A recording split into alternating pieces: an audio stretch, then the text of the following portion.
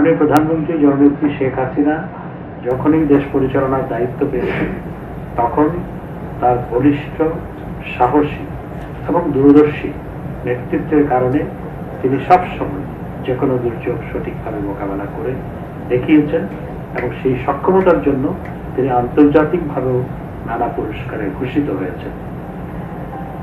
1998 সালে দেশের 75% এলাকা পানির নিচে চলে গিয়েছিল। 3 মাস বন্যার পানি ছিল, বাংলাদেশে অনাহারে মানুষ মৃত্যুবরণ করেন। এবং 2009 সালে সিডর, আইলা সহ অনেক দুর্যোগের কথা আপনারা জানেন আমরা ক্ষমতায় আসার পর।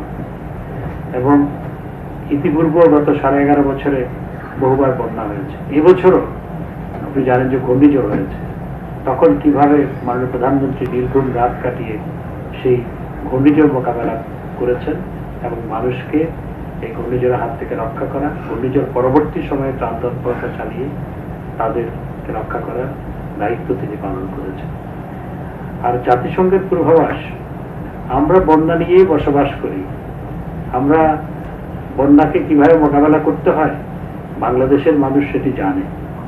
বন্যা আমাদের নিত্য সঙ্গী। সুতরাং জাতিসংঘের পূর্বাভাস যারা বন্যার সাথে পরিচিত নয় তাদের জন্য অবশ্যই সহায়ক, কিন্তু বাংলাদেশের জন্য জাতিসংঘের পূর্বাভাসের খুব একটা প্রয়োজন নাই। আমরা বন্যার সাথে বসবাস করি, বন্যা কিভাবে মোকাবেলা করতে হয় সেটাও আমরা জানি এবং আমাদের কাছ থেকে অনেকে শিখতে পারে।